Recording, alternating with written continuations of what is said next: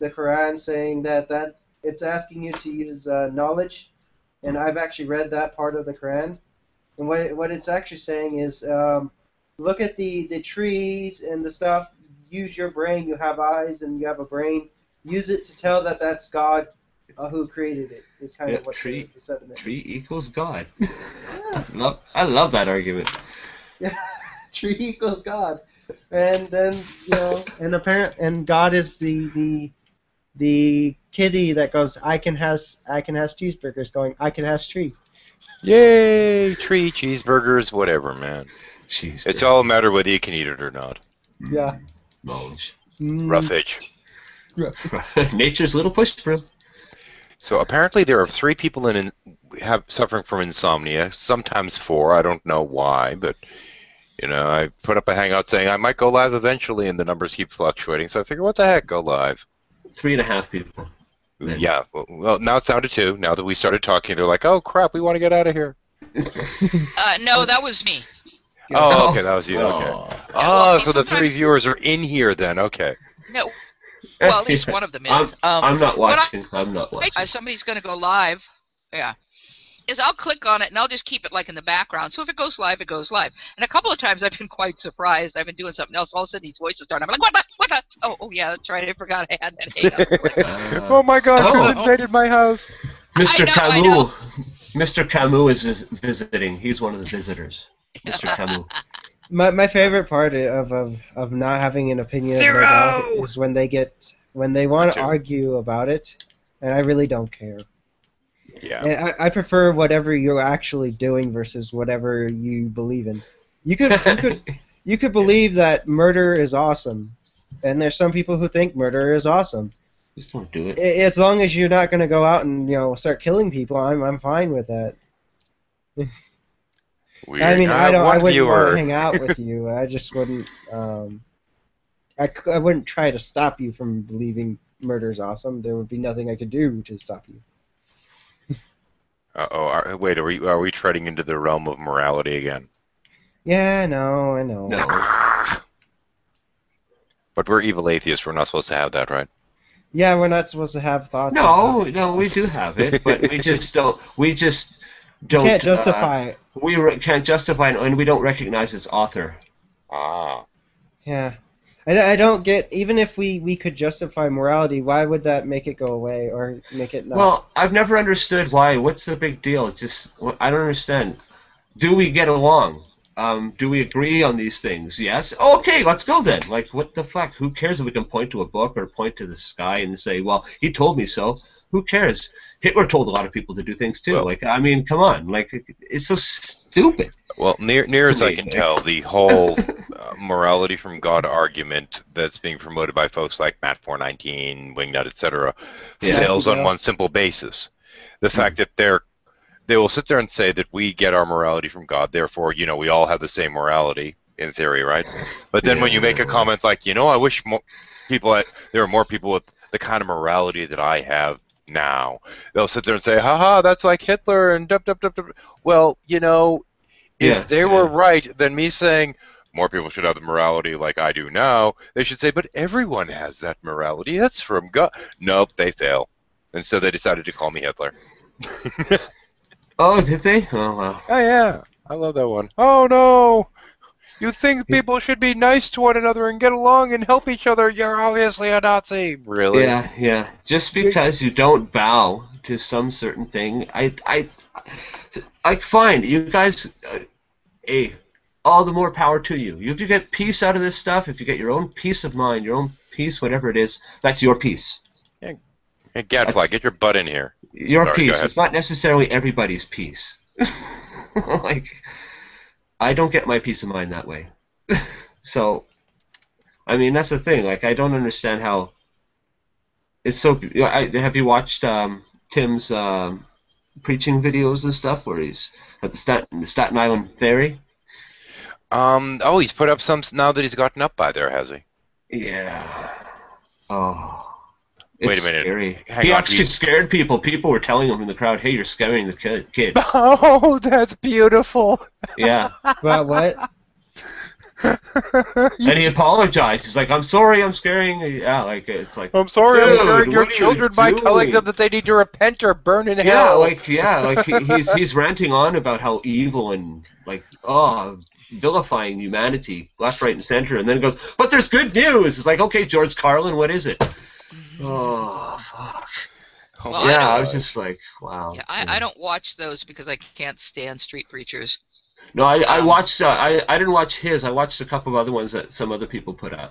I find street preachers hilarious because they think it's going to change people into repenting. It's like there's no way if anyone came up to me like that about any topic, it could be about evolution, I'd be like, get the fuck away from me. Yeah, I wouldn't care. Yeah, I don't. There's no difference. There's no difference between somebody standing on a street corner screaming about Jesus and somebody standing on the street corner screaming about aliens coming. Right. Or evolution, say, science. You need science or you're condemned. Yeah. Well, to me, when I was a teenager, we used to go hang out on Wilshire Boulevard in Los Angeles. We'd drive up to LA, and because it was cool, Hollywood Boulevard, Wilshire Boulevard. You'd walk around, check out all the stores, see all the people. It was fun. And they had these street preachers there, and I swear every single one of them was a pervert. Because the minute teenage girls walked by, they started to change their spiel to sex, fornication, Oh, yeah. harlot, and look at Lovely. us. And Yeah, so it's to this day, I get a creepy feeling from street preachers. I mean, they may be perfectly harmless, but I've got that in my mind. I swear every street preacher that was hanging out in LA was a freaking pervert. Well, I'd have this. And we're teenagers, and they're like Yeah, old people in their 40s and 50s. Well, Well, my faith my faith check for people was always ask them 3 questions, and one of the questions is, where would you most likely find Jesus? In a church, preaching on a street corner, or in a brothel? Now, according to the doctrine, as far as I'm concerned, you'd find him in the brothel because it's where he's needed the most. But it amazed me how many people that said, "Oh, he'd be on the street corner preaching," and I'd say, "No, that's where you'd find the devil." Yeah, that's pretty good. And in terms of the text, it makes perfect sense to me because, I mean, street preachers, people don't, they just antagonize people and drive people up a freaking wall. Yeah. That's People why aren't we out on find the street the devil for- there.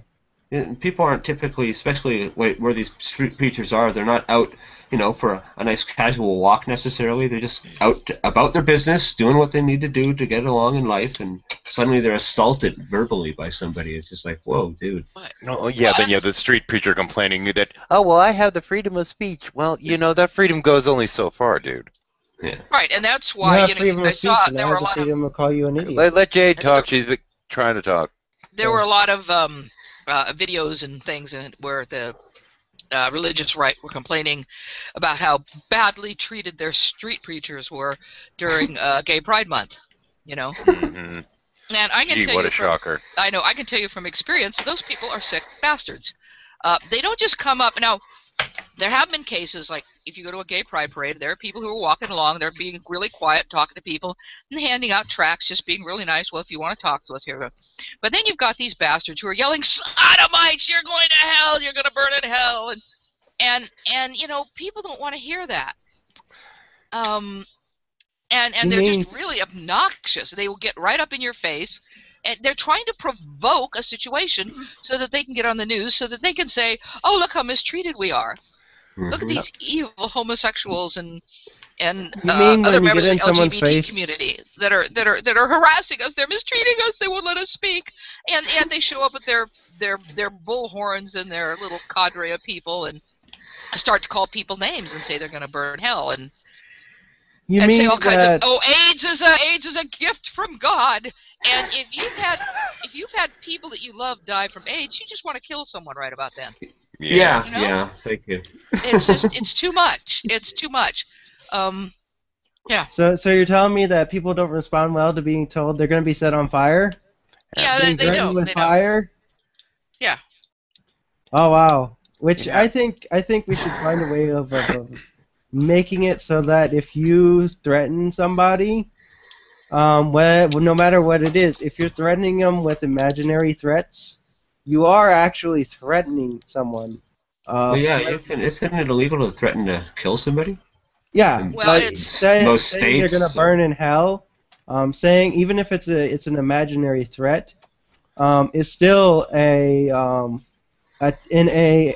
intention of action, where you intend someone to be brought to harm, even if the harm would only come after death.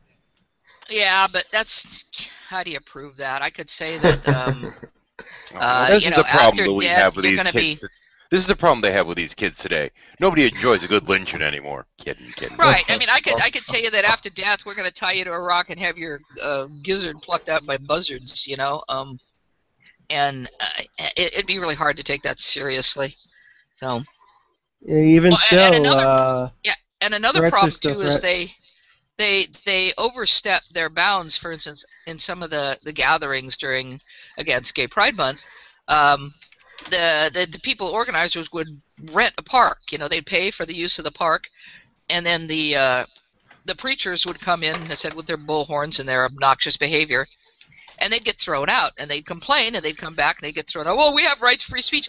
Not if you're in a venue that's been rented by somebody else. It'd be like showing at somebody's wedding and screaming at them, did you have sex before you were married? Were you fornicators? Fornicators! You know, and they've rented the freaking park. I'm sorry, you can't do that. Yeah, right now it's a private affair. Sorry. Yeah, exactly. Well, it's interesting how people seem to think free speech works for them and nobody else. Griffin probably won't be able to join us today.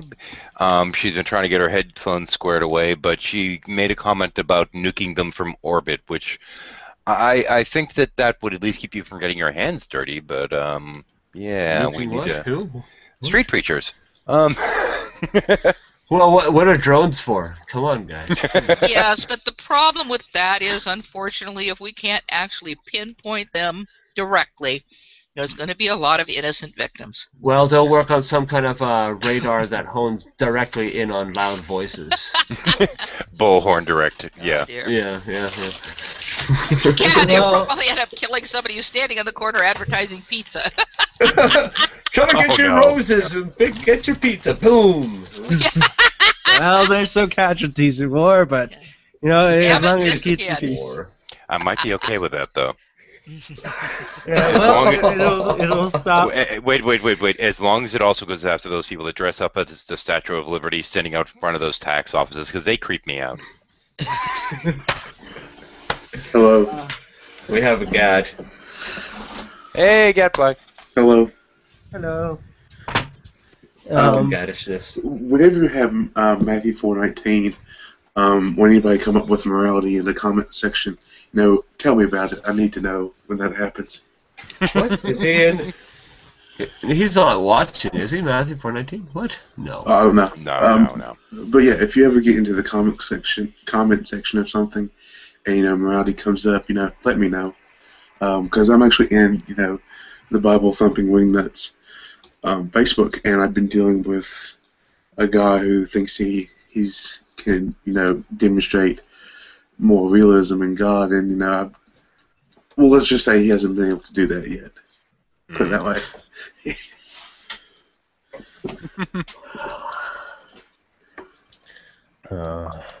Kind of general rule. I don't care what somebody wants to believe or this kind of stuff, but there's a certain line in the Bible that about how you should pray.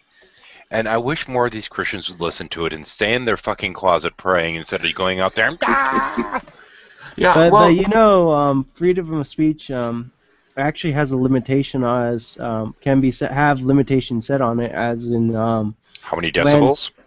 Actually, that is true. That's more of a noise. Pollution. Yeah. But that's how they were able to arrange so that way you couldn't. The God hate fags people couldn't go to military funerals anymore. Actually, they can. You're wrong. Snyder versus Phelps upheld the right of Westboro Baptist Church to protest at funerals, just at certain lengths. All they can't do is they have certain links. But they were already doing it. So what you can't do is what you can't do with the Phelps is try to issue a tort against them in certain states. I'd have to actually look at the decision, but Snyder versus Phelps upheld hate speech as free speech. Yeah. Yeah. But what they've also done in a number of areas is they've made cemeteries as quiet speech areas. Quiet zones, just like hospitals. Yeah, that has to be done as state by state thing, or even city by city. Right. But a lot of places have done that now to try to avoid not only the Phelps but other people who might want to protest. For example, if you're doing a Veterans Day thing at a cemetery, and people go around sometimes and place poppies or roses or whatever on graves, and have a little ceremony. And if there's a war going around, it's going to attract anti-war protesters. And if they're quiet, that's fine. They can stand there with signs, but they don't want a lot of noise because it is considered like a revered area because it's where people's loved ones are. So that has made the Westboro Baptist Church have to stand further away, which is somewhat helpful. What it held was that speech on a public sidewalk about a public issue cannot be liable for a tort of emotional distress, even if the speech is found to be outrageous. Okay. So here's the thing, though. Let's go to the worst of the street preachers, which might not be Matt 419 or Wingnut, even though they do scare small children. But you get these people that are out there, they're screaming and they're yelling and they're carrying on. And sometimes, you'll get counter-protests out there. And the Pastafarians had a real fun time with it. But, there are some pictures you'll see of the Pastafarian counter-protesting the Phelps family that are absolutely hilarious and certainly worth looking into. But what gets me, though, is that there have been all these different things to try and stop some of these protests, essentially. And one of them had religious overtones, which I actually thought was a really cool one. It was a bunch of people wearing essentially these big fabricated angel wings, so it would completely block out the Phelps family from the event. And I thought that was a really freaking great idea. That was done during the the funeral of I can't think of his name either. Matthew. Oh God. It starts with a T. Awful that I can't remember. Matthew. Oh God. Wow. Yeah. And who was killed in Laramie, Wyoming. I know his name so well and I can't think of it. But yeah, so they came up with this brilliant idea of blocking the Phelps family by just they made these giant angel wings out of PVC pipe, and they just stood in front of the Westboro Baptist Church because their protest was just as legal as the Westboro Baptist Church protest. So they stood in front of them with their white robes and their great big huge angel wings and little halos over their heads and completely blocked the Phelps family. And they did this for the families of the young man who was killed. Why can't I hate it when that happens. You've got something just wandering around in the back of your brain, hiding and giggling. Like, haha, I'm not going to come out so you know who I am. Because I know that. Matthew Shepard. There you go. I have a question for you guys then. Essence of Thought. You know who Essence of Thought is? Yeah. Well, you put out a video about, I forget what city it was. It was around Christmas time once again, and the atheist group around there put up a big A as a display in this downtown area. These Christians took it, and there was a placard out front explaining what atheism was, basically, and blah, blah, blah. And there was an atheist group who came about, and they had a big banner that they held up in front of the placard, basically blocking out the placard and partially blocking the A, and it said A is for angel on this banner that they were holding up, right? So Essence of Thought was saying that, well, what they're doing is not right because they're blocking somebody else's free speech. So I asked him about this Westboro Baptist thing. I said, well, what about that Westboro Baptist thing? Because they're being blocked by certain groups as well. Like, they're allowed to still protest and do free speech, what they want to do, but there's other people standing in front of them, like the angel wing thing. And I asked him, what do you think about that? And he said, oh, that's totally different. I was kind of like, well, I don't know, what do you mean? I don't understand. Like, if you're against the one blocking, you should be against the other one blocking then. That's kind of the nature of hypocrisy, though, when it comes down to it. Yeah, I got confused by his answer. He didn't. Yeah, I was like, okay. Well, Yeah, I think whatever. both are fine. I think they're both well within people's rights, the right to free speech. And let's not get into an argument about rights, Gadfly. Yes, I knew what was coming from you. By the way, if A is for Angel, then we're all term angels. as the rights given to us in the Constitution, and not ultimate rights from whatever. Welcome to the chaos, you. Chris. Hang you. on. The general topic is street preachers. Oh, nice. And this was, I think, in part triggered because apparently Matt419, Wingnut, and a few others decided to go visiting New York, and there was an incident with them on a ferry with some people yelling back at them, telling them they were scaring the children. Well, actually, no, the way he described it, they were in the terminal of the Staten Island ferry where they had a captive audience that they could preach to for 20 minutes. And eventually, like, there's a video up where they were scaring the children. Children were scaring. The adults were like, "Hey, you're scaring people here." And they ended up going, "Oh, we're sorry. We're not meaning to scare people." And did you see Glutz' takeoff of that? Yeah, I was laughing my head off. No, I try not to see anything having to do with Glutz or Atheism Defended or... I do too, but I accidentally clicked on it because I didn't realize what it was. Oh, I'm so sorry, Jade. Yeah, but nevertheless, it was over the top, too far as I'm concerned. But given what I now understand, because I had not seen the street preaching, I now understand why he did it. It's if you're scaring little children, well, excuse me, you might as well do it in German. Yeah. Well, I get the you got to watch now. that. Yeah, I think Karen S. Hang on. If you say hello, how are you doing today in an angry German tone, Americans will be scared. Yeah, that's Hello, true. how you doing? Guten Tag! Get over here. No, what I was doing, what I was going Get after aboard that, the train. what I was going after the Industry of Death movie by Scientology, I had one of the German Anons say something like, "Hello, it is nice to make your acquaintance," or something like that, Yeah. in a stern German voice, and it sounded absolutely horrifying. It was like, see, have somebody speak with a German accent, and Americans will run. I surrender. Jade, all I was going to say earlier was I was just going to note that I've had fun with Essence of Thought, and to welcome Christopher Monte. What you walked into was whenever there's an issue of morality or rights or equality going about, I'm usually always the one to have the fun with people, so to say. He's a troll. Yeah. He's a troll. But he's our troll. Yes, actually, he's an atheist. He's one of the many that just like, yeah. So if A is for Angel, then we are sent by God to tell you that you're wrong. Wah, wah. Hey, wait a minute. I made that argument in one of my videos. Oh yeah, I know. That's kind of why I made it.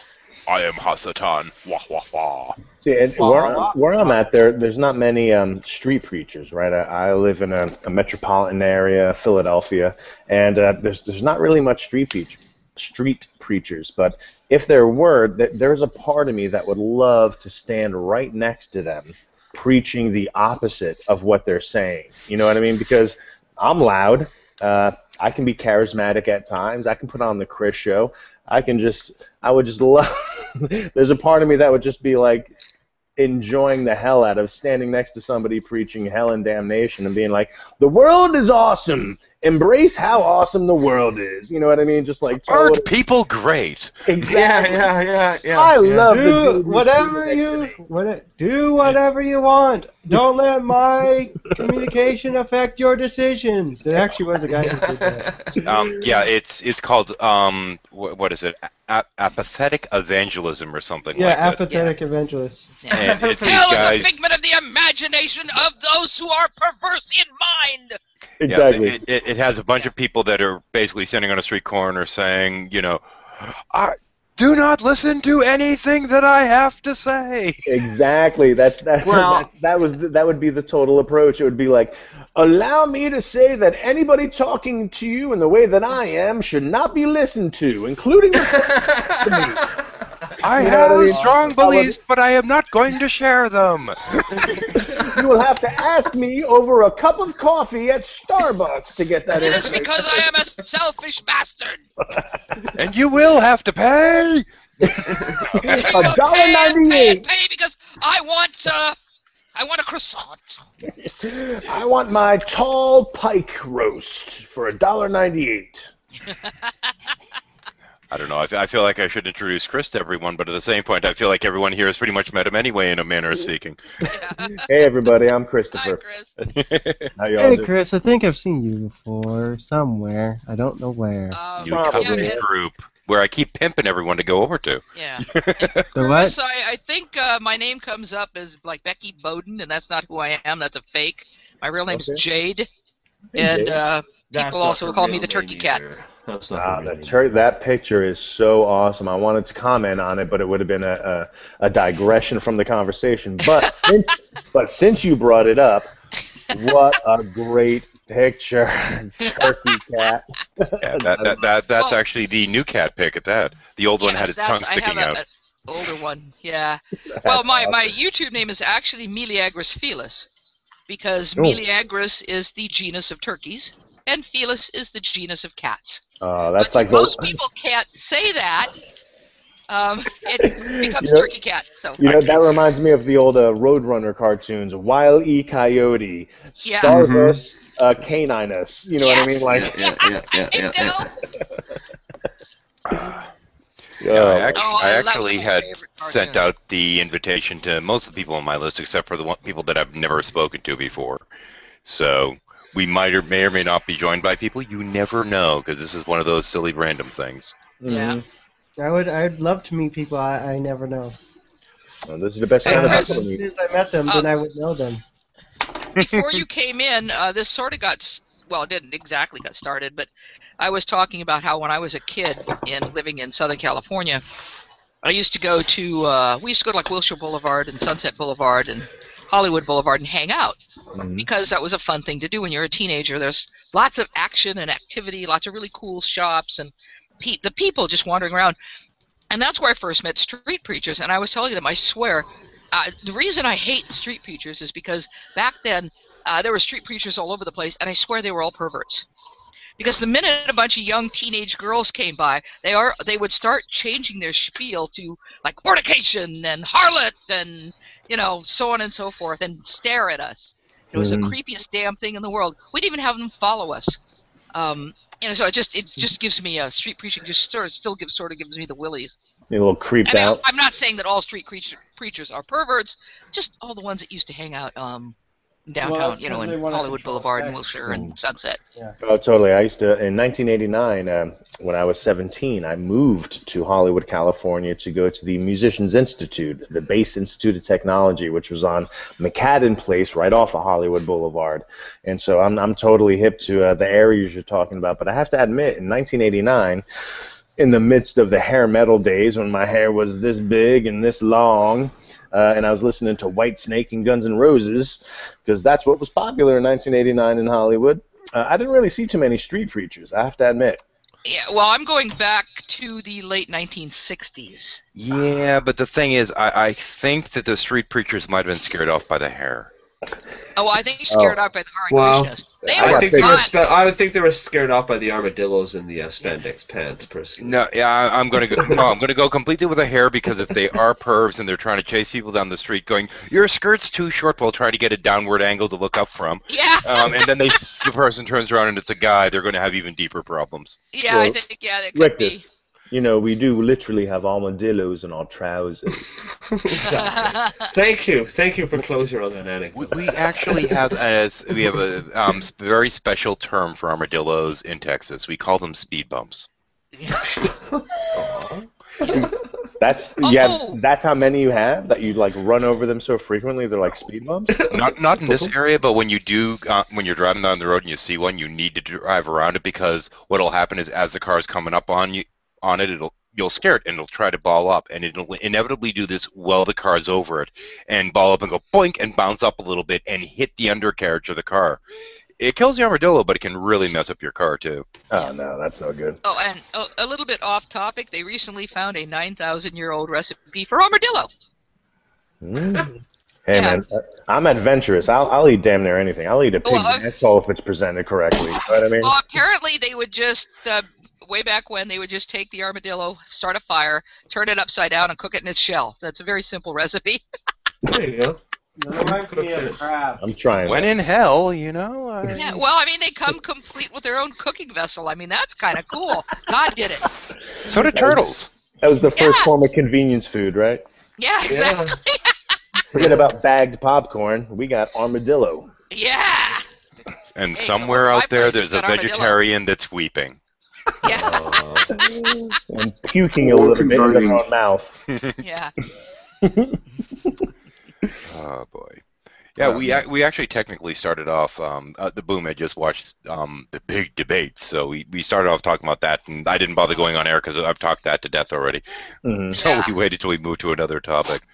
Well, I have to admit, for reasons that I'm not going to describe in this particular hangout, I'm a little chapped because I had a conversation with a friend of mine, and how do I put this eloquently? He was on a show. He was a host of a show, and apparently he has recently been let go because the group that I'm a member of, and for those of you that don't know, I know what you're talking about. but I'm going to keep people nameless. Yeah. Because of the fact that the New Covenant group, the group that I'm a member of, resonates with this particular person, he's no longer a host of the show that he was a host of. For fuck's sake. Yeah. If I know what you're talking about, then that's really... Well, there was a time period when DPR was sitting there and talking to me like he wanted me to become a regular on the show at some point, and then I started being nice, and all of a sudden that haven't heard back again. Strangely enough, pertaining to that, people react differently once you start being reasonable. I've found, which is kind of this whole in-group out-group mentality. As a quick we little talked about this though, 13. We talked about this. My in-group is people who enjoy good conversation and have an eye towards the values of civility and respect. And whether they happen to be atheists or theists, it makes no fucking matter, mind, because that's still my in-group. If we can have a disagreement and discuss it in such a way that we can move the conversation forward, then you're in my in-group. Whether or not I agree with you ideologically about this particular religious topic or not. That's my in-group. Yeah. Yeah, well, I know what you're talking about, 13, because there was a Mimica got in a fight with one of his friends simply because he wasn't being as harsh, so that way he could have conversations with people and essentially try to change the people's minds to see if they could see Didn't the Mimica other get way. let in and then get thrown out of the non-fight club? Probably. Yeah. We are, well, with the exception of Chris here, we're all pretty much members of a couple different Skype groups. One of them is called the non-fight group. Right. And, it's different people with different viewpoints, and we'll sit there and brag on the extremes. Is the first rule of non-fight club that you do not mention non-fight group? Oh, obviously not. No. Oh, Mim's in non-fight club. Oh, is he? Yeah, I just double-checked. He's in. Yeah. He's behaving really well in there. Yeah. Well, that was sort of the rule Yeah. for certain people who came in that we know like to troll and, I think harass I think he got slapped on the wrist with his first comment because he. Oh, yeah, that's right. I was one of the ones slapping him on the wrist. Now that I think of it, Right. okay, I just remember there was some conflict there. Yeah. I mean, there are other groups. If you want to do that thing, you can go do it there. But non-fight club is for civility. Yeah, is actually this massive group, this massive Skype call called Fight Club, and yeah, apparently they're like Piranha. Yeah. Yeah. That sounds like fun. Not to me. I've It heard sounds about like some of the something stuff I that could goes on enjoy. there. Yeah. Yeah, I'd rather apparently the talk initiation to is to be people. treated as badly as humanly possible. Yeah. That hate sounds it. like something that would be fun every once in a while. Nah, I hated high school for a reason. Yeah. Yeah.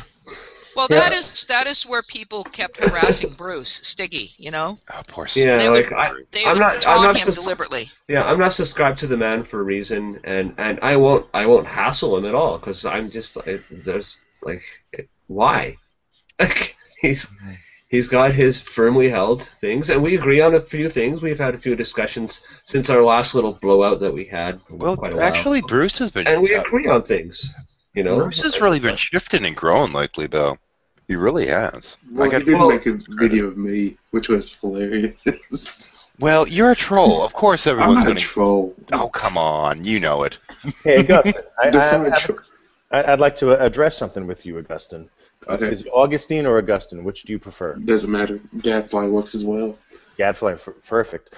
So on Facebook, apparently there is somebody that was that you were addressing in a thread, and you directed them towards New Covenant Group and me, and he had a certain response about it. The funny thing is that very person friended me, like that day, the day of the thread that you mentioned me and said, hey, maybe you should talk to Chris and blah blah blah blah, and they were like, no, Dr. Jones blocked me, blah blah blah. Next thing I know, I have a friend request from dude. Sweet. So I don't know what that's going to turn into, but I'm going to try to take advantage of it. Well, there you go. Yeah, you know, and if worse comes to worse, you can invite them on to a Friday night pillow fight, right? Pillow fight, the Friday night pillow fight. Are you guys working in the background on that or something? Because, yeah, that's kind of interesting. Well, we had that discussion about, debate versus discussion. Yeah. I guess that's redundant. We had a conversation about debate versus discussion. And I don't know if we're going to move forward with actual debates, but I think that we're going to try to allow for a little bit more passion in the dialogues that we have, if that makes sense. Not that our dialogues are passionless. Well, hang on. One of the big criticisms you get is that New Covenant Group gets. I feel like I should start saying we because I've been on there so damn much lately. But one of the big criticisms is that you're really too nice to everyone. And it seems like compromising. It seems like a compromise. Well, that's because I'm not on there. Yet. Yeah. Wait, Gadfly, we're getting you. We're coming after you, brother. And in a way, there is a compromise going on, but it's for the sake of, hey, let's get along to the actual who you are, what's going on. Yeah. How do you think? Let's relate. Let's relate here. Your communication is? It's an attempt to relate to other people. Yeah, and compromise is necessary. It's required. If you want to relate. If you don't want to relate, if all you want to do is fool talk around at people, and poke fun, then have at her, I guess. But yeah, I mean, the thing is, for it, right? The thing that I have to comment though is Gadfly will pretty much go after just about anyone when he sees something that he thinks is objectionable, and he is the atheist in the group. And I do try to find things that I do seek out things to object to. When I talk, I prefer to talk only when I have an objection. I don't really say, "Oh, good job." I just like, dude, this is wrong, and you're wrong because of this. And that's why he's on one of my alternates lists for when you have somebody cancel when you get meeting of the minds going again. No, Gadfly, I'm gonna get you, bro. I got my eye on you. Next thing you know, you're gonna be on the NCG, and you're gonna be like, God damn, this ain't as bad as I thought it was. Hello, Baba Booey. Hello, person. Baba Booey. Person. Baba Booey is getting headset squared away. Or something. But yeah, okay, let's see now. The other person I'm planning on at some point once you get going again is getting Brian J on there because he'd be kind of fun. I've got a few other people that were on the list and at least one or two of them have dropped off. Because, yeah, I'll meet somebody, get a first impression, say, hey, check into this person, and then after a little bit it's like, never mind. But there's one person that... the most recent, once again, to remain nameless, female. Yeah. Mm-hmm. Yeah, she seemed interesting initially, and then it's like, never mind, no, I'll find somebody more sensible. Yeah. Am I allowed to be a part of the New Covenant Group, or am I disallowed? Well, since we're so inclusive, I just need to tell you to fuck off. Okay. Totally kidding, bro. Totally kidding. Of course. No, I said you said it already. The words are out there, man. You can't take it back. I know you can't put the toothpaste back in the tube, right? Yeah. No, I think everyone realizes I was kidding. The bottom line is anytime you want, every Wednesday night we have a hangout, and anybody is invited to a. Yeah, if you go on their Facebook page, when they're doing the Cult of Honesty, they'll actually post a link on their Facebook page, and anyone that wants can try and join. Typically, not always. Every once in a while, there'll be one that's reserved for specific people because they have a very specific topic, but typically not. Mm-hmm. Yeah, typically, it's just come as you are. Anytime you want, man. And if you want, feel free to include me in your Google Plus circles, and because I post things on my Google Plus page about the Hangouts and stuff, or friend up the page. It's Cult of Honesty on Facebook, and I'd be more than happy to fold you into the mix. I like Nate. Hey guys, is my mic working now? Pretty honest. Yep. Yeah, it's working. Yeah, hello. Yeah, How it's you working, doing? man. How you doing?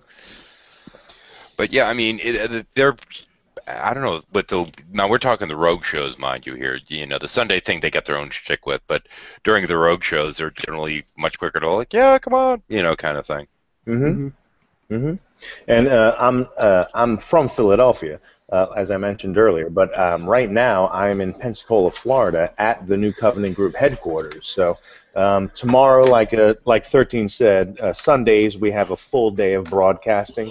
But at the end of broadcasting, we may very well have a post-show hangout at I think it'll be around 10 o'clock Central. And then Monday and Tuesday night, we may very well have more rogue shows because I'm here till Wednesday. So if you guys are interested, just let me know. Friend me up and I'll include you. Hey, Actually, I know where I seen you before. I was actually in a hangout once. Oh, okay. There you go. I think that They might even let me on. They even let me on the hangout. So hey, wait a minute! You beat me to it. I was going to crack the jokes that if they let me on, they'll let anyone on. I'm actually free. I'm actually free Wednesday, so normally I work throughout the week at the night. Man, keep an eye on the page then, man. If you want to try and get on one of these days, it's just a matter of how many times you manage to get on there before they say, "Man, this Gadfly's a pain in the." No, Gadfly, you're in my Google Plus circles, so let me, I'll make sure to post some, so that if you wanted to join us on Wednesday, that would be awesome. And Rictus, I just wanted to mention one quick thing, in reference to the music thing. And I know this is kind of inside, considering that we're in a Google Hangout, but that being be that as it may. Yeah, be careful, man. I got 9 whole viewers right now. If you wanted to send me some music via MP3 of you playing Kid or something like that, I would be happy to shred some bass all over it and send it back to you. Well, you can send me some bass lines. How about that? Because you That's fair enough. All right, I'll send it to you with a click track. Awesome, because I've done that before. Right now I'm working on a song for a guy on the island here where I live for the studio for just one song the guy wants some drums for. So right now I'm working on one song. So yeah, I love playing drums. So it's perfect. Fun. All right. Yeah. All right, enough of the inside. Good. Thanks. And now he's going to play. No. He muted. So how you been doing, Baba Booey? I've been good. I've been on the Hangouts earlier today, and just spent my Saturday relaxing after that. I actually had Hangouts. Oh wait, no, the unlisted ones that are always out there, I assume. Yeah, there was a Matthew Bell one earlier. Yeah, I saw that one, and I decided to avoid it like the plague. It got ugly. I had Matthew the feeling it was Bell's going always to. interesting. Who was in it? Was Alex Botton in there? No, it was Skylar Fiction. I don't know if you guys know him. He's a cool guy. I know he is. And then there was Mark Anthony, which is. And that's why I knew it was going to be a problem, is because Mark Anthony was in there with him. I need to talk to Bell one of these days when I'm free with his Kalam stuff. The Kalam has some issues, some very very deep-rooted issues in it. You want me to set it up at some point, Gadfly? Yeah, sure. Well, if I won't do this Wednesday, I may be free next Wednesday as well. It depends on how my schedule goes. But yeah, if he wants, I mean, however, he just. No, I mean when he's because every day pretty much Matt Bell will have a random hangout for whoever, and it's just a public hangout. Okay. Just Sure. make sure you get added into one of them at some point if you want. Yeah, the Kalam has some really bad issues with it. And he loves arguing. Can I play with you? What do you think are some of the issues? Well, there's always how you define God, but it's how you define. It's the issue really with Kalam is time. There's massive problems with time that interplays with the Kalam. It's just that pretty much render it moot for the most part. So you understand the A versus B theory? Yeah, Kalam really only works with A theory. However, right. God, in its traditional definition with the as eternal, is more B theory. And also within B, if you have simultaneous causation, you'd also have a B theory universe. So it's really, Kalam just isn't really compatible with A theory universe, and neither is God. So yeah, that would be a good question to ask. He's got an argument for that too. Sorry, yeah. Laboon. Go ahead. I was gonna say is it'd be a good thing to ask Matthew Bell before. Ask what happened before he created the universe. What did God do before he created the universe? See, that's the problem with Kalam. I mean, that's with A theory of time. If we would suggest that, then there would be if God is eternal and A theory of time is true, then there would be a period of time before the universe's creation. It's just time breaks down with the Kalam. I put a link in the chat there on the side. It's a really good video a guy put out, I think, today. And that it addresses, it's fairly long, but it really addresses a lot of the issues that you guys were even talking about right now with the Kalam, and he really does it well. He lays it out pretty good. So it's actually a response to the New Covenant group when you guys were talking about the Kalam. Yeah, that was just a couple days ago. Yeah. A couple days ago. Yeah, it's pretty good. It's a pretty good video. Yeah, I liked it. Yeah. There was actually a debate between William Lane Craig back in the day with, I forgot the guy's name, Stein something, and they were arguing the B versus A theory of time. And although the B theory is the one that's more substantiated by science, the A theory is more intuitive and it sells better to the audience. So. Well, yeah, but actually, I worked with somebody who intuited B theory of time. I was very happy about that, actually. Very happy. But I don't think it's impossible not to. You just have to be, as long as you can intuit that time is relative, that's perception-based, then you should be able to intuit B theory. I mean, because that's basically what B theory is. Of course, there's always C theory of time, which I have to actually look up. I've never seen that one. But there's AB as well. If the time and how we describe time, like this A and B theory, you need to read the paper. I'll actually link it. I have it. It's called "The Unreality of Time" by McTaggart. That's really where this all started with. Yeah. Well, I have to make a comment now. Gadfly. It, actually. How many viewers have we lost? We haven't.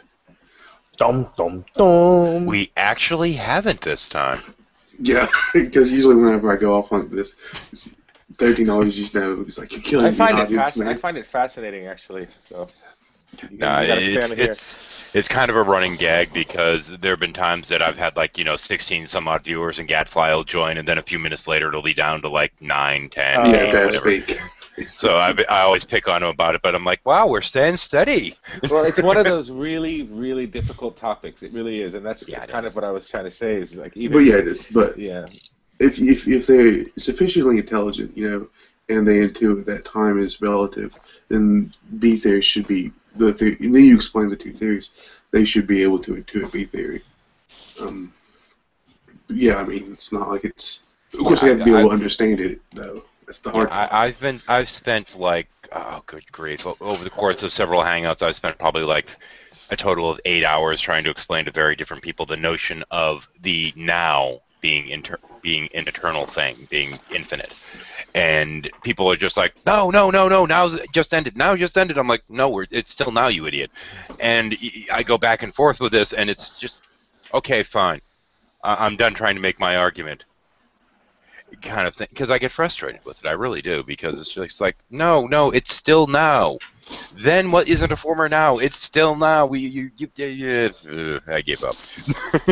And that sort of is a way of looking at the B theory. Is this past, present, and future all in one kind of in one block, actually? But the thing with B is that past, present, future are all false perceptions. There's no reality to our notions of the past, because the past still technically exists. We think that, as soon as the now comes, the old now disappears. That would be A theory of time. But with B theory, it's all still there. It's just the only thing that's changing is your frame of reference. So technically, we could say the Holocaust still exists to go to the extreme. Yeah, it's kind of what 13's trying to describe there with the infinity of now, in a way. I think, but well, in a way, yeah. It's just we're trapped in the eternal now. We can't escape it. And B theory is much more compatible with God. It just is. I mean, wait a minute. Hang on. I got to check something. Infinite now. Okay, viewer count say the same. It didn't change this time. Go ahead. Unless you're going to posit some open theism, you really can't escape B theory of time as a theist. It's just, well, you can always go with you just don't believe it, but we're not worried about those people. I'd love to see you. I'd love to see you talk to Matthew. Actually, you know what? He's always on. If you don't mind that it's off air, you can always come in to one of his chats. He comes in pretty much. Yeah, that's what I was talking about. I could just drag him into one of those. I don't think Gadfly necessarily cares if it's recorded. I mean, we always. I'd love to hear it. I'm there pretty much every day, waiting for somebody to refute him on a level that he can understand. See, my pet topic, and this is now 13 wants to view again. My pet topic is morality. That's always the fun part. It's just that's the one I enjoy the most, because you really get people who become very, very annoyed. That's what happened today. Quickly. That's absolutely what happened. You're a troll. Hey, the number is staying fairly steady. I think 7 of the viewers fell asleep at the keyboard. So, is it Augustine? Yeah. Yeah. So that's exactly what the fight turned into today. When I was with Matthew Bell, we were talking about morality and. Oh, you need me there whenever that gets around, because. If nothing else, he'll drive them nuts. Well, we were talking. Skylar was saying, why does God allow rape? Okay, what may drive other people crazy. I have very Calvinistic ideas about Christianity, so. Yeah, like I love the eyebrows. That says it all. Yes, I'm very much a Calvinist in my thinking about Christianity. So for me, evil isn't. I don't think evil is a problem with God's existence. Even the Christian God, even if we're going to presuppose the God of the Bible, I don't think it's a problem. It's just a problem to people because they don't like things. Because they don't what? It's a problem with the quality, though. But yeah, that's fine. Well, I mean, I guess if there was such a being, that God would have to be the god of viruses too. So you need a host somewhere. Yeah, that's true too. Well, listen, gang, I need to get going. I'm starting to hit my wall, and I'm Cool, afraid man. that my ability to maintain any kind of conversation is going to be compromised in about 15 minutes when I pass out. Oh, that's the fun part. Oh well. Yeah, All right, hey, Hang on. Everybody silent. Plug something. all right, New Covenant Group, Meeting of the Minds tomorrow. I'm going to be talking to Dr. John Shook. It's going to be on YouTube. On the new, go to YouTube, The New Covenant Group, and it'll be broadcast there. And my show's on, I think, at 6 o'clock Central, 7 o'clock Eastern. I'm just trying to get used to the Central Eastern distinction. So Have a good one, and we'll catch you later. All right, y'all. Take care now. Nighty-night. Oh, it's fun to have him join, even if it is usually for a short period of time. Oh yeah. Well, if God is God of all things and God loves all things, then He's gonna let all things do whatever they want. So. Augustine, you're a Christian? No. No, I'm an atheist. Atheist. What theological non-cognitivists? It's more fun to say it that way, to be honest. Yeah, it kind of is, because it gets people to start drooling. If you get them to start staring and drooling, you've done your job. Pretty much. Look at the shiny car. That's all. So if you ever want to ask a Christian a question that'll kind of determine how nuanced their idea of God is, ask them, does God have free will? Well, I mean, if we're going with omniscientness, I mean, the only logical answer would be no. Absolutely, I was trying to corner Matthew, and I asked him that question, and he said no. So I said, well, yeah. I don't think it's, but we need to ask. The better question is it necessary for God to have free will? Again, the answer would be no, right? I mean, what does God entail? And ultimately, the only thing God does entail is, the unmoved mover, the source of existence. The perfect choice only, right? The only choice he can make is the perfect one. Shame he's failed on that front every time. Or, even with that, you're going to get into issues of what exactly does perfect entail. Again, but then he'll talk about objective morality and that we can never have objective morality. Well, that's why you destroy how God doesn't entail moral realism, and I don't think that's. Even if I were Christian, I would have no problem saying God is not a moral realist. Okay, so what? Atheists seem to think that it's a problem for God. It's not. It's not a God defeater. It's not. It's a Christian God defeater, the person. No, it's not. No, it's not a Calvinistic God defeater. It's perfectly coherent within Calvinism to say God is not a moral realist. Well, God doesn't have to have any properties or principles. Well, here's the thing: is I mean, the God of Calvinism is kind of a dick anyway. Yes, it's not classical theism. People think of God in the classical theistic sense. The Calvinistic God isn't. He's there. What he wants is going to happen, and you just have to deal with it. I think Matthew's more of an Arminianist or a Molinist or one of those. Well, Molinist is just God's knowledge issues, but Arminianist, I'll have to educate him then.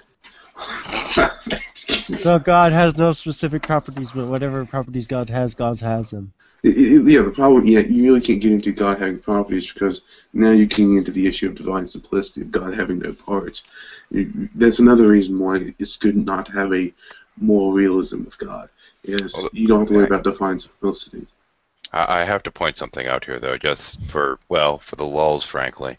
You have everybody here on YouTube, in theory, running around trying to convert the other side and all this other crap, right? Mm-hmm. Well, then you have Gadfly here, the ichtheist, that's not trying to convert anyone. But without meaning to, he won me over to ichtheism. How do you spell ichtheism? What is this ichtheism? It's I-G-theism. I thought you were saying ichtheism, and I thought he was like a believer in fish. No. It's a better term is theological non-cognitivism, but that's harder to spell.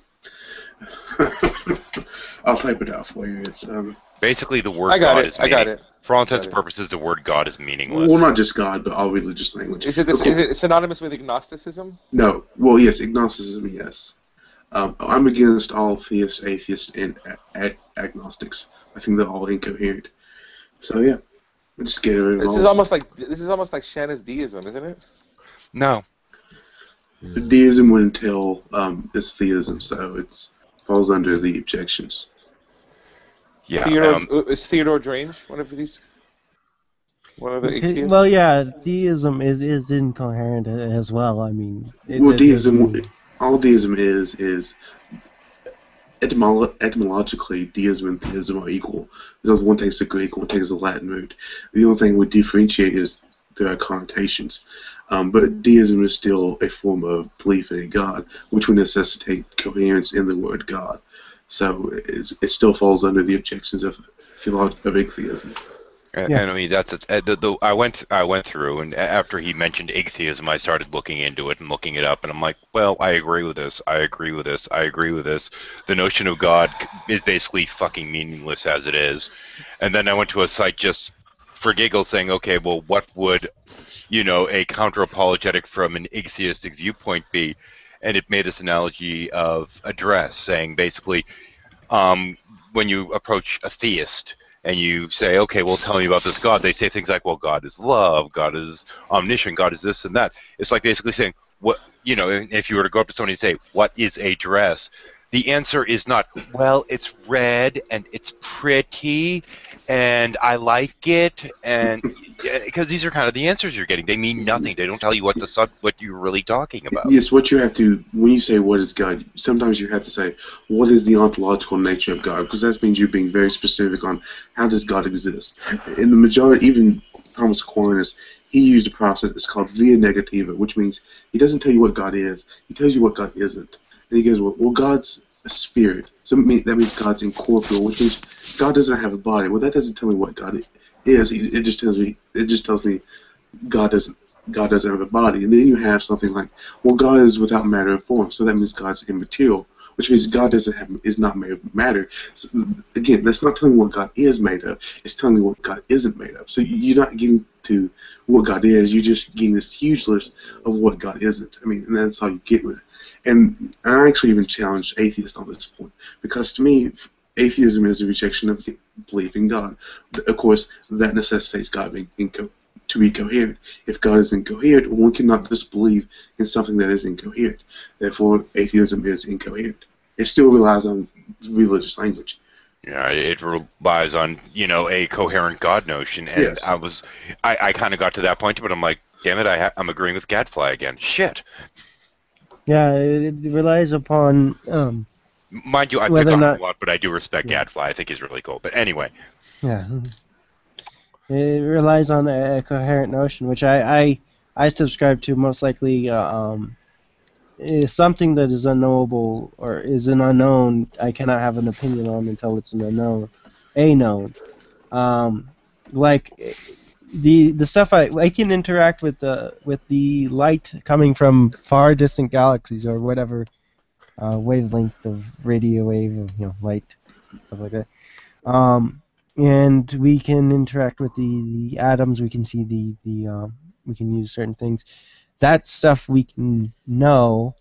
Anything outside of reality in which cannot interact or be interacted with is an unknown until we can interact with it. It's yeah. Yeah, I think it'd be hilarious to see somebody like Sci-10 trying to argue with an atheist. Yeah. Well, I mean, it was just everybody knows that gods exist. That word is completely incoherent, as well as your notion. Continue. Yeah. Well, actually, I have started a kind of a discussion with the presuppositionalists. I think it's going fairly well, personally. I've been strawmanned, no surprise there. Has atheist Datfly met G-Man? Yes. Oh, okay. Oh, Did you have fun? It was okay. I mean, nothing of particular note. He's challenged me on a debate about morality.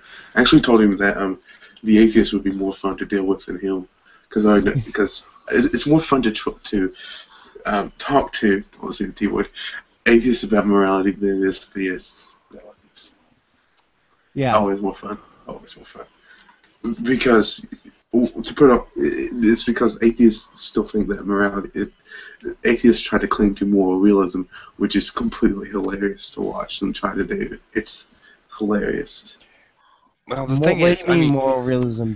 Moral realism is the idea that moral propositions do exist and that they are truth out. And that they are true. You need to add the true part, because otherwise you'll get error theory, which both of them are cognitive stances on morality. I tend to take a non-cognitivist point on morality, which means I have a lot more fun. The thing is, the whole issue when you're dealing with morality is so stupidly complex. And for the longest time it was, objective versus subjective. Now, I've recently been told, thank you, I believe it was Baba Booey, that, or it might have been somebody else, I don't remember, that, I had to talk with somebody about how complex morality really is now, and that there's all these different theories pertaining to it, and virtue morality, and all these, there's so many different models, and I'm like, well, that makes more sense, because you can't break it down to the subjective objective, and worse yet, if you're trying to refer to objective as being an absolute. I actually know a person who goes with normally people stick to ethics and meta-ethics. I know a guy who actually goes into something that's more like meta-ethics. And the whole thing about it being objective, objective doesn't necessarily mean absolute. It's just an object. That's kind of all it means. Yeah, it's really it gets confusing and really muddy really fast. So I'm kind of bowing out of that a little bit because I can try and explain how it works and where it comes from, but I'm gonna stay away from those fucking words because they just muddy the water at this point. Yeah. With I tried to explain it what a subjective thing meant in terms of if you tried to use those terms, what it would actually mean. It would just be like a Supreme Court's decision is objective to you, but those people making decisions are still subjects. The interesting thing, 13 said something, and I was going to comment. What was the last thing that you said, 13? Virtue morality. Virtue ethics. Virtue ethics, thank you. That has issues. They all have issues. Well, not all positions have issues. Not the correct ones. Okay. Virtue ethics has issues. Let me Google it real quickly. I don't know a damn thing about it. I just remembered that one because I'm like, that sounds interesting. Well, Ozzy is a virtue ethicist, and it has problems. But I think calling it stupidly complicated is a perfect description because we all know exactly what we think and how we deal with it. It's just we can't explain it. It's like we can explain it. We can explain evolutionarily why it came about, but that doesn't. Yeah, you're dealing with descriptive ethics. I don't exactly. I deal with normative ethics and meta-ethics. And that's where it gets stupidly complicated. Yeah, and at the same point, I sit there and I thought that it was supposed to be an either or with a subject and objective. So I made this video in which I'm like subjectively objective, thinking I'm being all smart and crap, and people are like, dude, no. Like, okay. Fine, I screwed up, but it meant something to me at the time.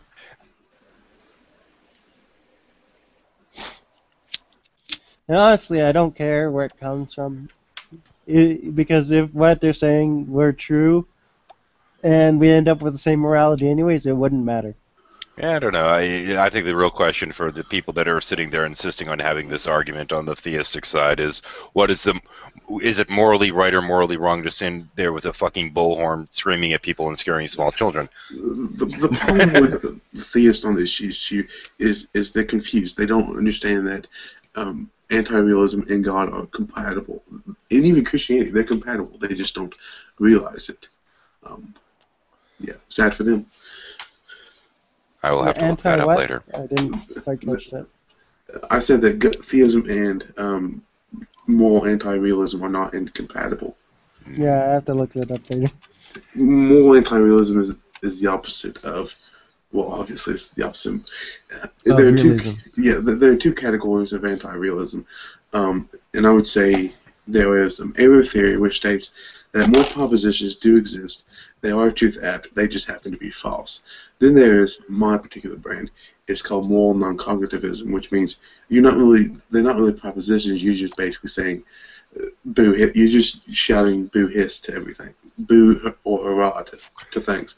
You're just saying I approve of this or I don't approve of this, and that's what you're basing that. And you equate approval with good and disapproval with bad. So are you saying, well, I disapprove of this, therefore don't do it?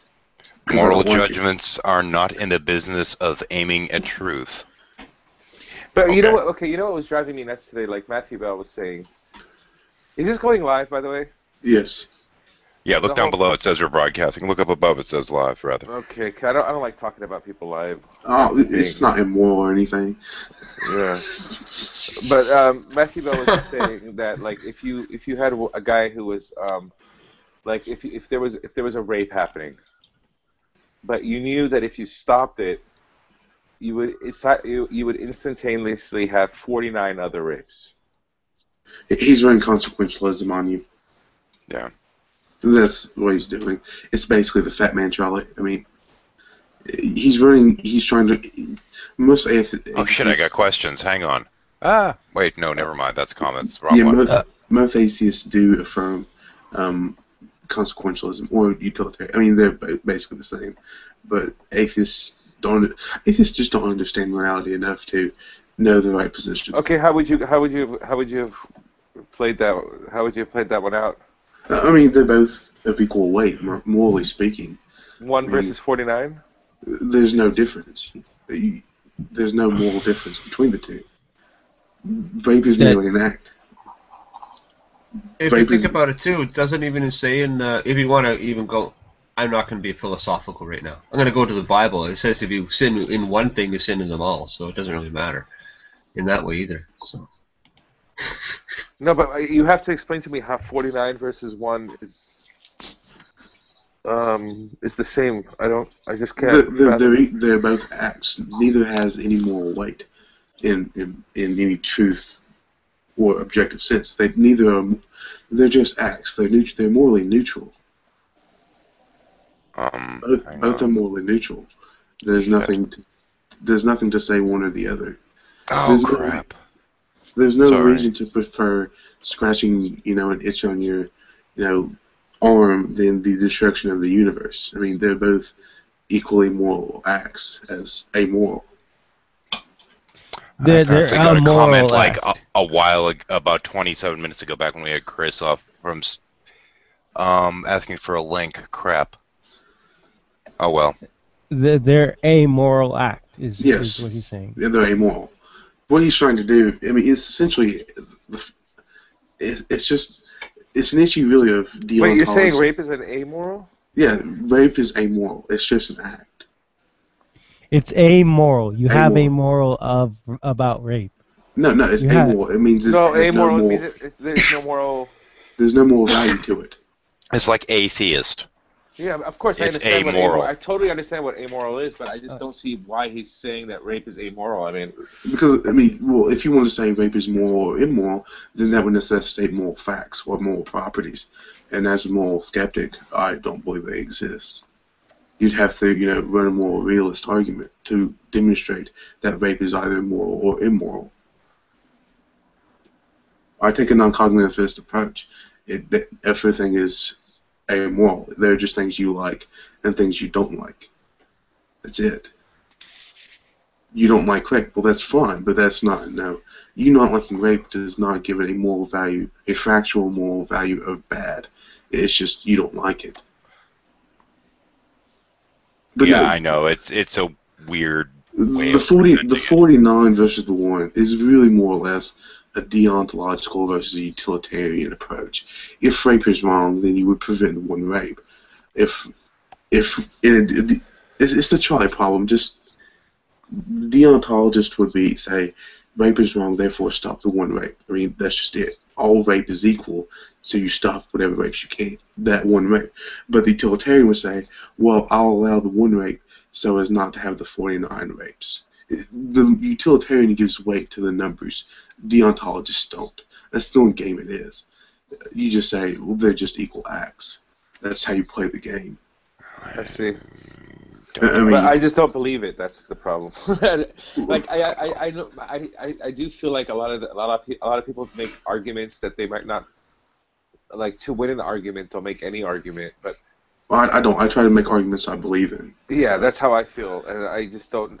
I'm not. I wouldn't define myself as a utilitarian, but at the same time, I just feel like having 49 women go through something like that versus 1, there's a clear difference there as far as morals are concerned. I just but if you had the ability to stop one or the other, if you had the ability to stop one, why wouldn't you have the ability to stop both? No. That's a stipulation. I mean, here's the basic argument. There is a trolley. As it's currently going, that it will kill 5 people. However, there's a man on top of a bridge. If you push him over, he will stop the trolley. Do you allow the trolley to kill 5 people, or do you kill the one fat man to stop the trolley? Yeah, I understand that. Then the other version is you have a switch and you. You can go to Carneades.org and find all these trolley problems. Do you know who Snake Plissken is? Rizzle Dizzle? He did a really good video about this because he said, he wouldn't throw the switch because he'd be committing murder that way. He doesn't know any of those other people, and he doesn't know any of these people. What the hell? What choices? Why is he making that choice? So he wouldn't even do it. So.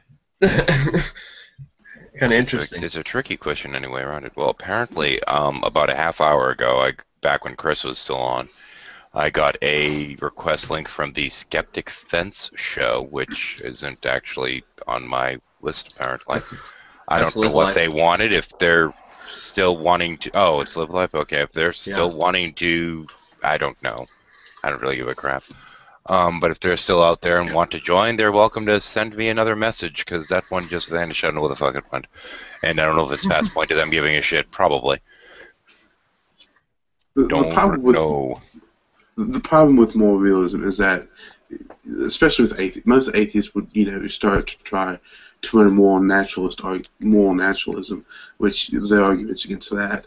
There are other ways to try to run a more realist argument. But the problem with the theist, like I said, is God is a moral non-cognitivist. There's no problem with that. Just be a Calvinist, man up, and deal with it. I don't know. The thing is, the way that I look at morality, it has nothing to do with, philosophical mindsets and, this approach to morality and that approach to morality. I just have my view of morality, and you'd have to try and figure out where the hell it fits, and that's kind of where I go with that. That's kind of why I decided to stop using the language of philosophy, the subjective crap, because, yeah. And in terms of what you do in actions and stuff, that it doesn't even matter if you use the correct language. You're still going to. Half the people don't know what the fuck you're talking about anyway. I mean, let's face it. And besides, moral relativism or moral is not just one branch. There's actually two branches, and there's more than that. Yeah, there are two branches. Oh, there are. Okay. There's realism and anti-realism. Oh, so the others were just models then. Okay. Everything else is somewhere under those two categories. So 13. What would you do in that situation? Would you throw the man off the bridge, or would you let the trolley hit 5 people? Neither. You have to act. If you do not push the fat man over, 5 people die. Non-action is action. Yes, but there's also always an additional option, which is to scream at the top of your lungs, "Hey, fuckwads, move out of the way!"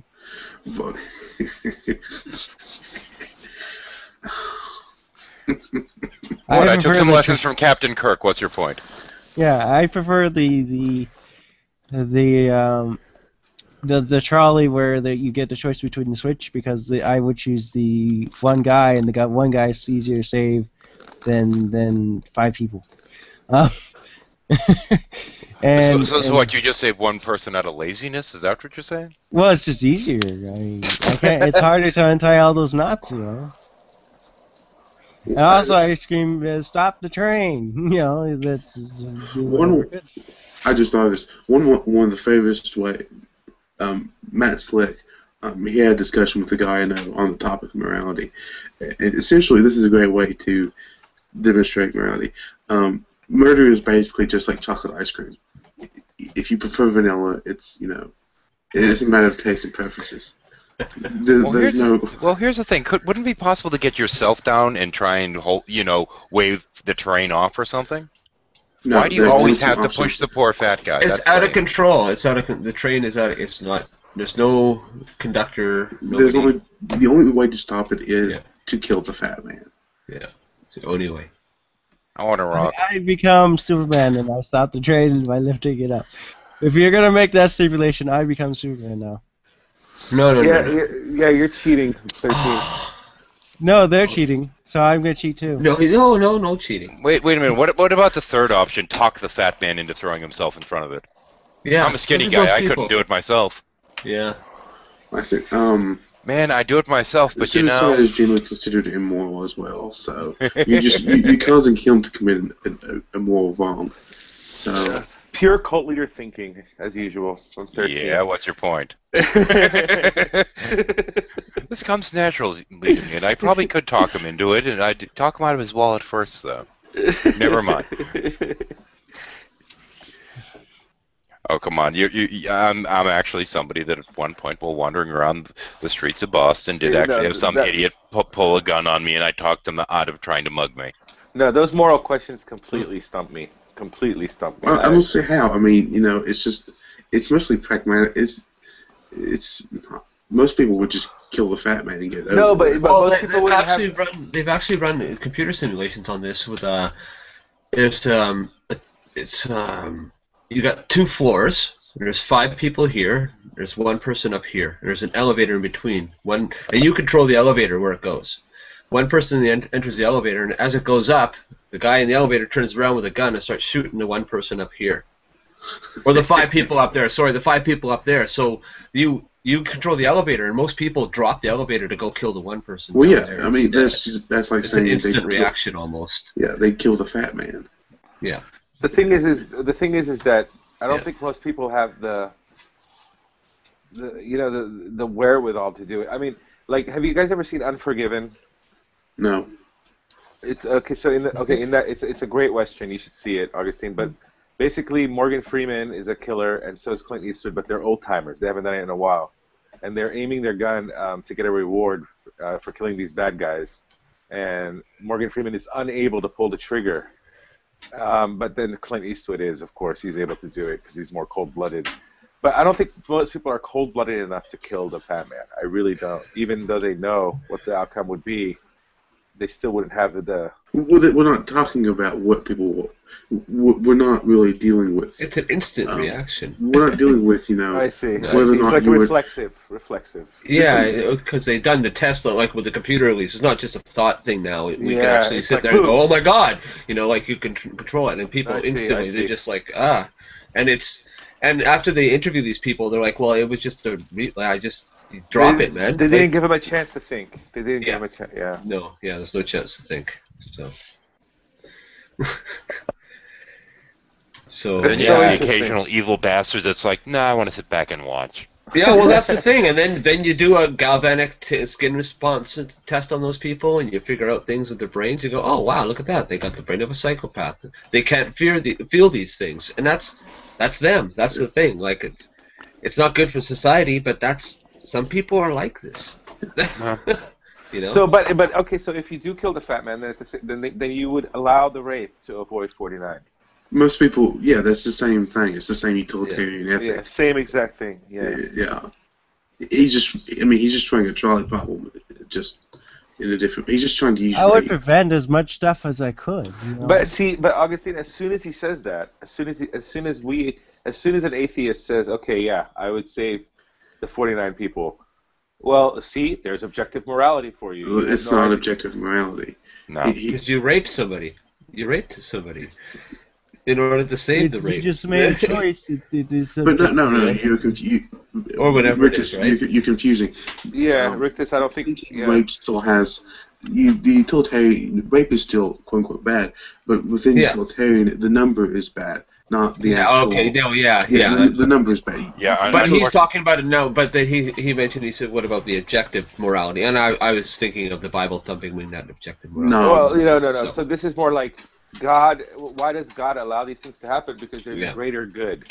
Greater good argument. Hang on though. With this scenario that, if you prevent this one, then there'll be another 49. That was it? Something like that? Yeah. Well, then I think in that case, it isn't a matter of preventing it, it's a matter of killing the potential rapist. I think because there's no other way that preventing 13, you it always would try to find lead to another option, 49. But by definition, there isn't one. Because it's not the same rapist, it's another rapist. That doesn't make sense in the scenario. Because if you prevent one rape, how would that cause the 49 unless it was the same God? It doesn't matter. It's the thought experiment. No. But what I'm saying is even it's a thought experiment. But I'm taking the thought experiment to its logical conclusion, which is that obviously preventing that, the guy's then going to go off and rape 49 more people, so I'm going to kill the rapist. No, you presume that one man is going to be doing all the raping. It could trigger... There's a butterfly effect. No, you could say that this man has a wristband that activates when he dies that alerts 49 others. So if you kill him or prevent the rape, let's say the man's wearing a device that would allow him to allow others to know whether or not he's raped someone. Now, if that device then I have a signal jammer. Then you knock them the hell out, drag them to the FBI, have them search the signal for the other rapists. I mean, there's always another outcome. The problem is you're trying to make this a more real situation when it's not a real situation. It's a thought experiment. Yes, I know. Exactly. That's why we think about other things in which we could do. But hang on. This is why I'm not good at these kind of thought experiments. They should be clear by now. Yes. Because I always try to outthink the thought experiments. These thought experiments are set up in ways so that there's only two solutions. Well, okay, hang on. During an eval not too long ago, one of the questions that they asked as part of the psychological evaluation was, you're in a situation, you go into a movie theater, there's a fire in the movie theater, right? What do you do? And I'm like, okay, well, I have a question. Are there people in the theater where the fire is going on? And the questioner goes, what? I said, well, are there? They're like, no. I'm like, okay, great. So you're the only, you're the only one that knows that there's a fire. I'm like, okay, that's great. How big is the fire? Why? Oh, if I can go and put it out, I'll just put the damn thing out. Oh, it's big enough that you can't put it out. Okay, is there a fire extinguisher nearby? Yeah, I'm going through all this, and they're like, damn it, you're supposed to tell me whether you get somebody to, whether you tell somebody or not. I'm like, oh, well, it depends. Can I put it out? Can I do it? I go through this whole list, and they're just getting frustrated with me. I'm like, what? There's too many options here. You need to cut down the variables. I mean, they could, I know what's going on. Yeah. You're just being difficult. No, I'm not being difficult. If you're going to put me into one of these hypothetical situations, I want to know what else there is available there. Well, yeah, I understand. Yeah. I mean, that's the thing is, nothing is ever in the real world. Nothing's ever as simple as it is in one of these thought experiments. That you have two answers. No, I don't. Fuck you. What are the others? That's the whole point of them. Yeah, we could give you like a perfect example. Like I could say, you're in you're on Mars with 50 other people. One of them is a rapist, but you have the ability to control things with your mind, and you're tied up and you can't get out. And you can either, well, again, it would fall apart. Fuck. There's no way to control things with your mind. I pick him up and fling. Then you just I just have to move him far enough away from the planet. He's kind of stuck there. I don't kill him, but he's also stuck there. I don't want to. I'm not playing with 13 anymore. This is annoying. Yeah, you're learning at least. My brain is far too complex for you. Wah, wah, wah, wah. It's too much for me to handle. I talk the fire into putting itself out. That's basically what happens. Yeah. By sheer boredom. The fire's like, fuck you, I've burned out already. You're still sitting there trying to figure out what you're going to do and waiting for variables. The fire's burned itself out. We're done. Okay, thank you. Yeah. I win. There's actually a D&D session I was watching where somebody tried to talk the kitchen into cleaning itself, but the kitchen turned around and said, fuck you. A second, let me... I just saw a comment about Live Life, and he goes, it's just, I don't know what the context is, it just says, it's a small demographic they appeal to, have fun, and I would support them. I would support that, but they are elitist about it. That reminds me of conversations 13 I've had. Yeah. Well, Rational Agenda, you're invited if you want to join in. It's like elitist about things. There's nothing wrong with being an elitist. Only, the plebes have problems with elitists. Only the what? Only the plebs have problems with elitists. It's a small demographic they appeal to. Yeah, people with fucking prefrontal cortexes. Sorry. No, the thing is, 13. When I've been the Skype hangouts with them, I don't usually. Well, I don't normally, anyways. I don't turn down my level. I don't. Well, as someone would say, I don't dumb myself down in my speech, and I usually catch flack for that. Yeah, that's okay. Good flack, not bad flack. We know you're an elitist bastard. Well, I'll admit to it because I'm awesome like that.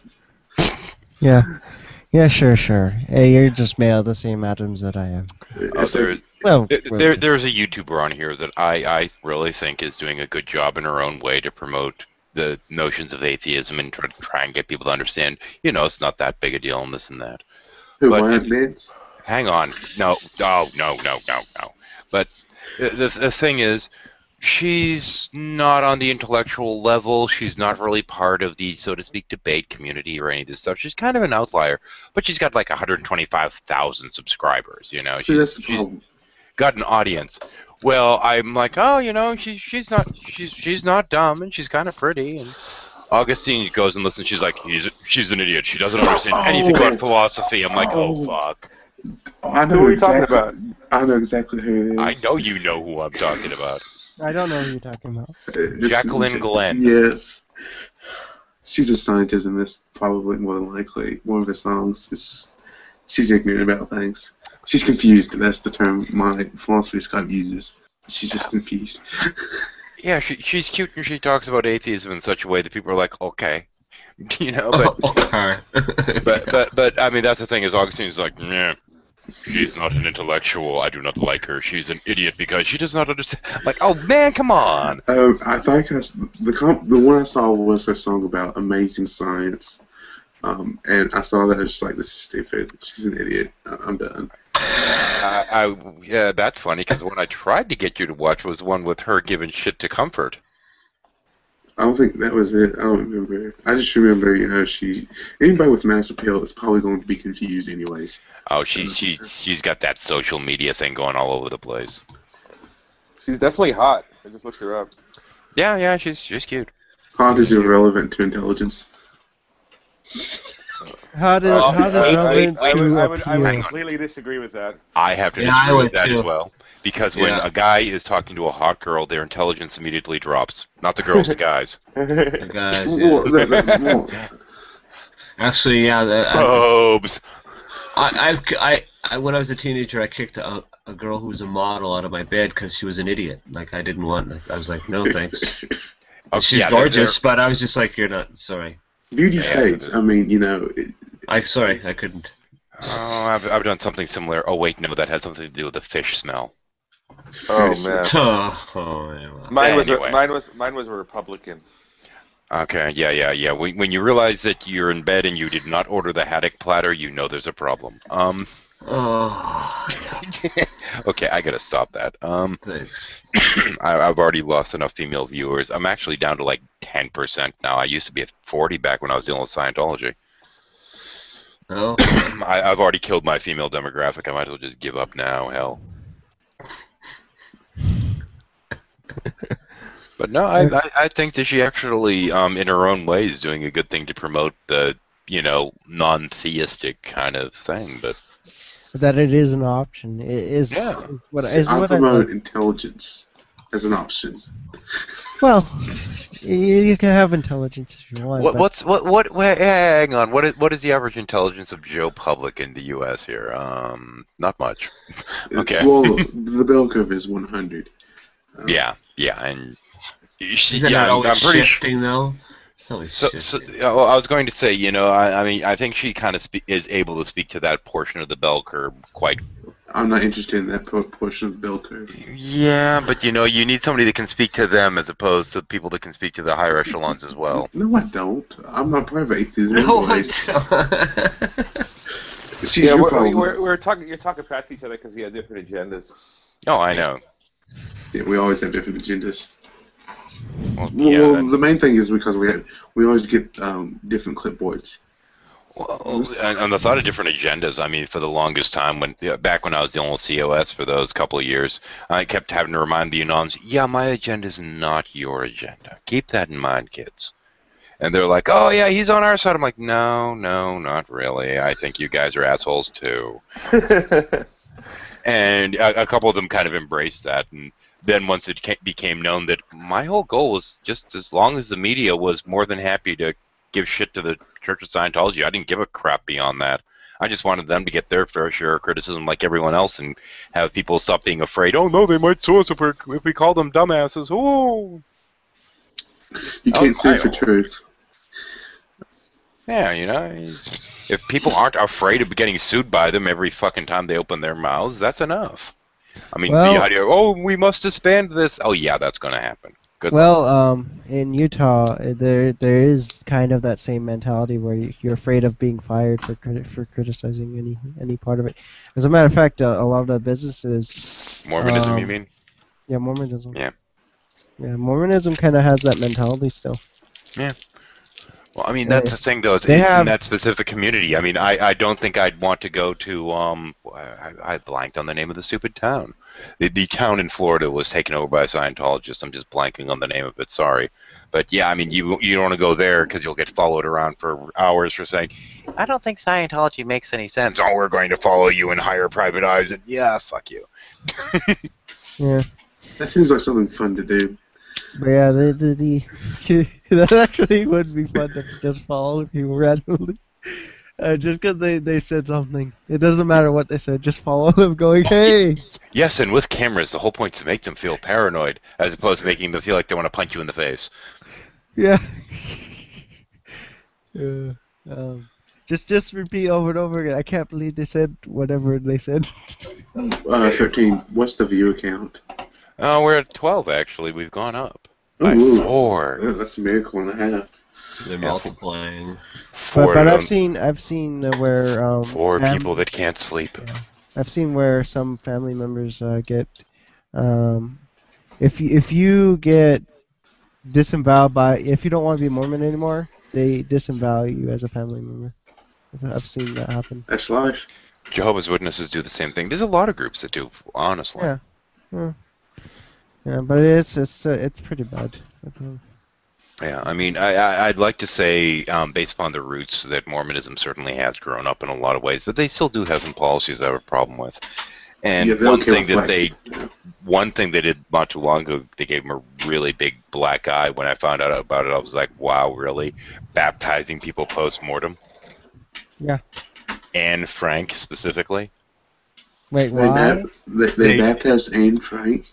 Yeah, you know, she baptized her posthumously. They have this weird ritual kind of thing there to baptize the deceased. It's weird. So now Anne Frank's a Mormon, according to the Mormon Church.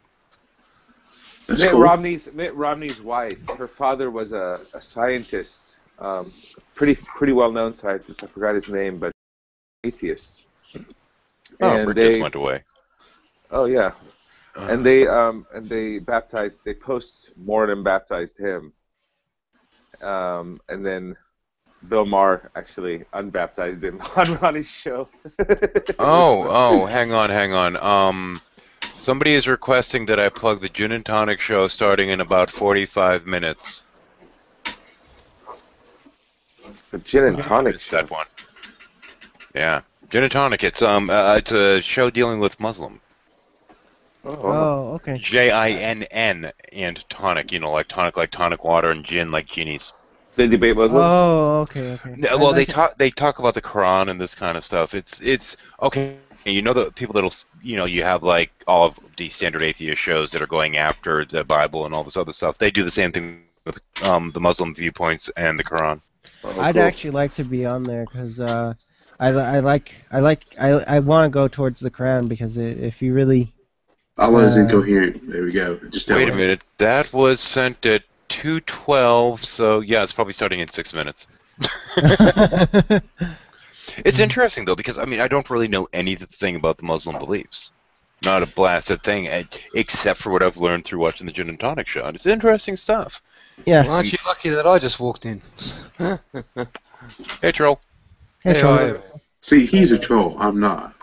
Yeah, it's in his name. You can't really beat that. No, well, yeah, but he's not a strange Muslim caller today, is he? So. No. Well, you can be a Muslim if you want, trolling. I'm Muslim. Ask me questions. What's your view on pork? Do you think it's good or bad? It is haram. I don't know what you mean. That is not halal. What are you talking about? It is. No, you're not allowed to have pork, man. I eat pork, but Muslims don't eat pork. Muslims aren't allowed to pork, but I don't really eat meat at all, man. But They're not allowed to eat it. You know why they're not allowed to eat it? Why? Actually, I've forgotten. If I remember correctly, wait a minute. Is it you or one of the other trolls that's been doing that routine? Is it you? I can't remember. What? Going around pretending to be a Muslim on some of these Christian shows? Yeah, that's me. Yeah, I thought so. Yeah, that's me. I'm always good for you. Good for you. I hope you go, my stuff is more right than your stuff. Actually, what shocks That's me what is I'll that do nobody's next time. figured it out yet. He did it to G-Man, Yeah, and G-Man totally fell for it. Yeah, that was hilarious. I did Even it for after for Alex a Botton week. told him, after Alex Botton said, "This guy's a troll," and he still fell for it. It's just like, Yep. He's trolling, and he's from Iraq. And I'm like, no, I'm not from fucking Iraq, but yes, okay. I told him I was from Iraq. I actually said I was a cleric. Yeah, I remember that. Yes, I'm a Yeah, cleric. that's I'm thinking, oh my gosh, and he's buying it. Oh no, no. Oh, that's awesome. And with some of the stuff that was being said, I'm like, watch the Gin and Tonic show. You might learn enough to be able to answer the questions. You should watch when that one Muslim person started doing videos and stuff. I can't remember what his actual name was, but he talked with Aaron Raw and he said Aaron Raw invited him to the Magic Sandwich Show. Hamza Zorzi. Yeah. Oh, Hamza, yeah, whatever his name is, Tortzes or whatever. Twatsies or something. He's a Greek convert. Oh, okay. He's another convert. He's a but dick. I watched what he says and that kind of stuff. That would be hilarious just to pull it on people. He's funny, man. He's another idiot. They're all idiots, man. Well, None of he's them one are that smart, bro. he's one that you kind of want to say, did you become Muslim because you wanted to have more people to hate? Probably. You know what I mean? You know what I mean? You can do But, that to become a Muslim? Sweet, I should become one. Yeah, man, it's like, okay, so as a Christian, you're only allowed to hate gays. As a Muslim, you can hate all kinds of additional people. So, yeah. You can hate You hate can mix and anyone. match it if you want. Yeah. You can hate Christians, you can hate Jews, you hate anyone who doesn't believe in the latter days and Jesus and God. I don't get the whole going after atheist thing, though, because according to their own stupid book, there's people that are made so that they cannot believe. Yeah, but they don't go after atheists, really. They go after Christians. Well, unless they think that you're deconvert, but then anyway. If they think you're a deconvert, they'll hate you. Well, by actually, the way, in the Quran, in the first part of it, it says when you join their faith, though, they call it reverting. Yeah, reverting. That's right. You're a revert. Yeah. Because they believe all babies are born Muslim. You know how like Bionic Dance believes all babies are born atheists? Kind of like that. But And Size Crowd claims we all know God. That's right. Of course, I have the fun Except for position. G-Man. Yeah, and they'll debate it theologically too, man. And all that shit. How babies are born. The Muslim world is far more nuanced than you guys are making it out to be. Oh, yes, absolutely. Like I said, I have watched Gin and Tonic. Which apparently I'm supposed to be plugging, and it starts in like a minute or something. I don't know. Oh, okay. Well, we're playing off of the non-nuance people. Well, I'm just having. We gotta have fun making with the fundies on all levels. I have fun with fundies on all levels, regardless of whether or not you're fundy Muslim, fundy Hindu, or fundy Amish person. I You still know would have fun. the best fundy are the fundy atheists. Oh gosh. Oh yeah, the A. Oh A plus. No way. way. You kidding me, bro? Come on, man. You comparing them to people like the Phelps who go out with the, you know what I mean, kill fags and all that shit. Yeah, to me, they're fundies. They're hilarious, dude. There's no way a fundy atheist would be seen going out doing that. Actually, Okay, I'm okay wait. The, Hang on. I've got to reinforce trolling on this one, because the simple fact of the matter is he's right. The fundy atheists just aren't funny in that stupid kind of way the Phelpses are. They're inane and funny in totally different ways. Yep. That's what I'm we'll think of different kinds of funny then. Yes. I'm actually subjectively here. I'm actually okay with what the Phelps do. I have no issues with. It's a sound orthopraxy with what they believe. And actually, guys, I'm actually starting to get tired. I'm probably going to cut the broadcast in a few. Well, that sucks. Yeah, I'm sorry, guys, but I'm starting to get tired. Could you give me a link to the gin and tonic? Yeah, I will. It's apparently starting sometime. Where is it, on Vaughn TV or something? No, it's on BoobTube. Oh, they started. What do you know? Hang on, I'll post the link. What the hell? Here we go. Here, and let me check one thing first. I always Yep, find nothing on Q&A. There we go. Post it in here, and I'll post it on the main chat. So if any of the 12 viewers want to go over and check it out and learn something about those wacky Muslim beliefs, they're welcome to do so. And see if I can get to the fucking video before cutting this crap. Yeah. That's that little Klingshaw guy. Yeah, they're I always find it funny kind of how. I always find it funny how people say you can't talk negatively about something. If you never looked into it, like they say you can't talk negatively about something you dislike. And they bring it up to. And Tonic posted in chat, and there for the 12 people watching if they want to go edumacate themselves. And have a good night. I'm stopping the broadcast, and I'm going to try and get some fucking sleep. Y'all take care. Have fun. See you.